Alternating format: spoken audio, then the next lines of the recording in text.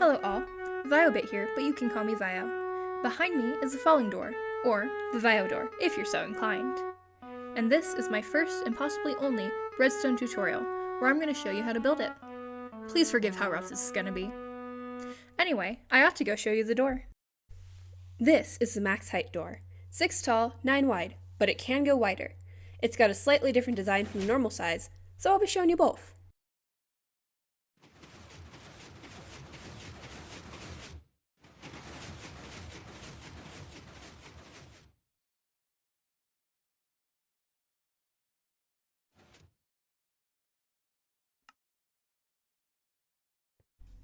And this is a much more regular sized door, a 3x3 in this case. It also works quite a bit faster.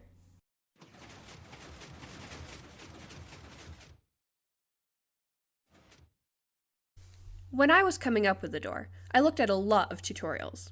I couldn't find anything like it, so I'm pretty sure I'm the first to come up with the design. If I'm wrong, let me know and I'll give credit where credit is due.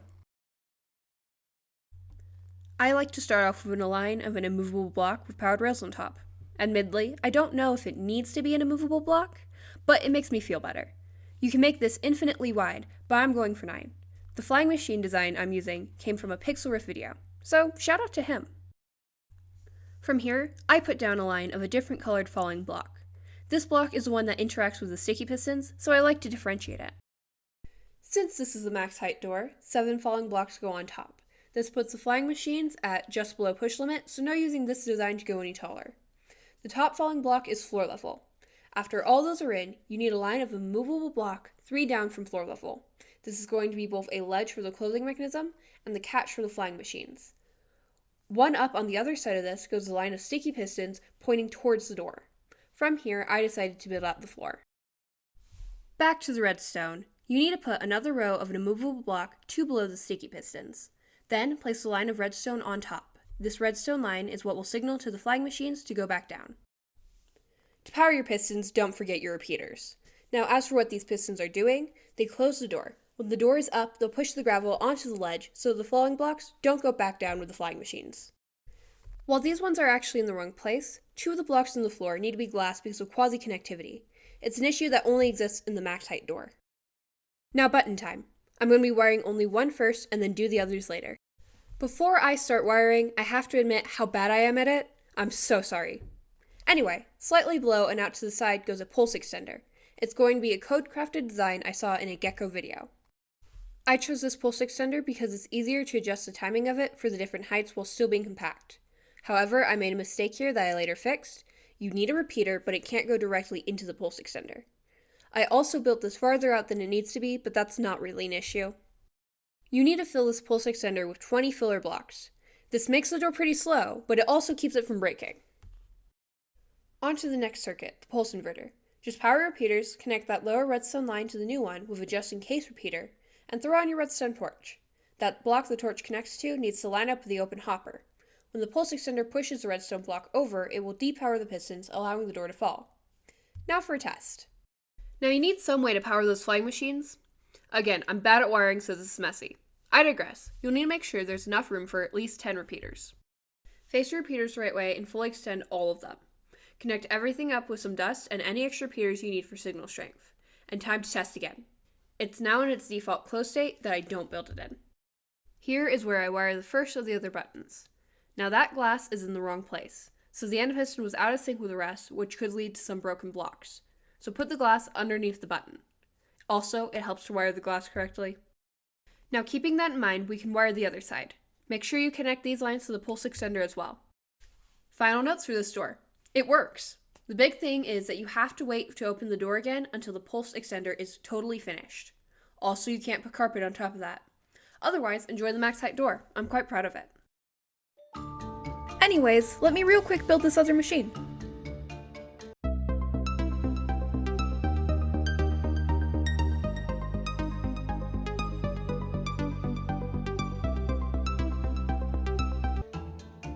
Oh, I do want to say, a lot of the basic redstone concepts like delay, I learned from Ethos Lab and Mumbo Jumbo videos.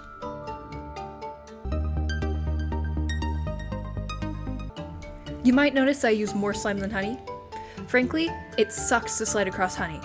Also, I don't like the sound it makes.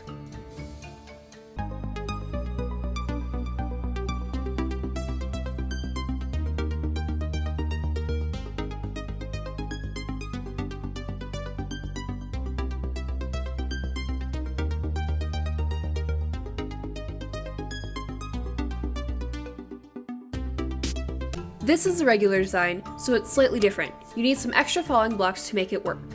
1 row to interact with the pistons, 2 more to make up for the height, and however tall you want your door to be on top.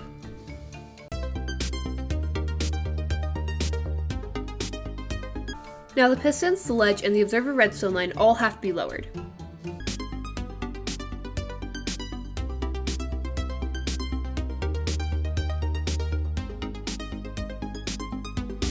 You'll only ever need to put them 1 block lower.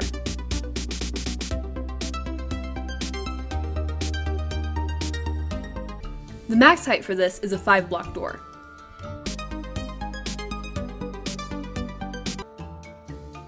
So, you might want to use a bunch of partial blocks around the build. It helps with the cleanup.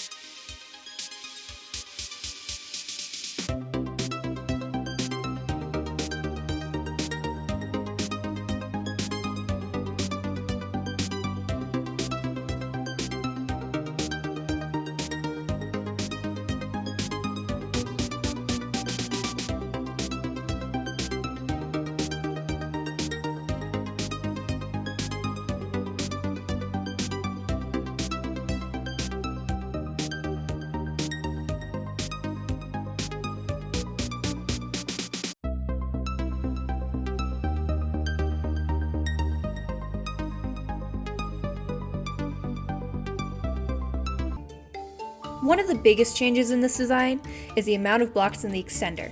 It uses 11, but I didn't know that when I was building this.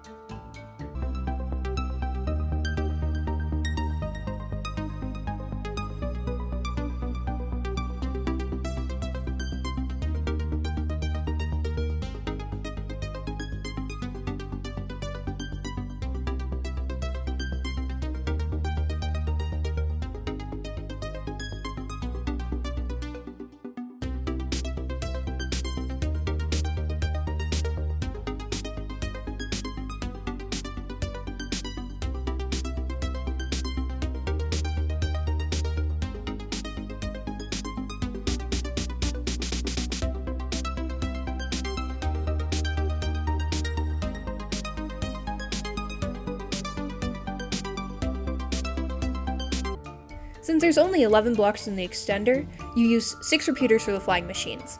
Again, fully extended. If you want to use more to a different degree, that's your prerogative.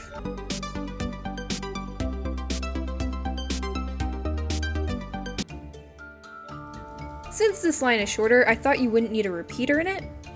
I was wrong. Also, I had a few more issues when I tested it.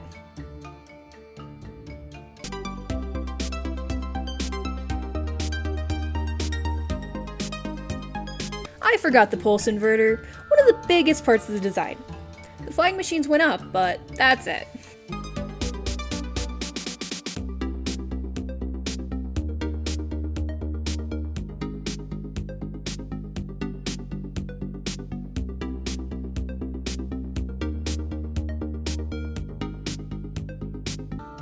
So here's all the core parts of the machine in place. I just have to wire up the other buttons.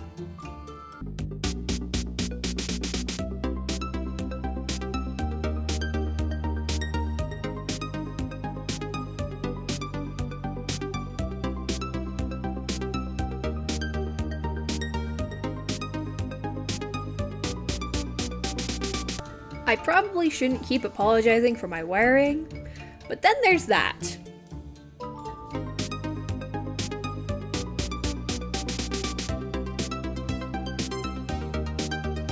So I wired in this next button, and that's when I realized something was wrong. It took some troubleshooting, but I figured it out. The pulse extender needs 11 items in it, not 10. So that's 11 items in the pulse extender and 6 repeaters for the flying machines.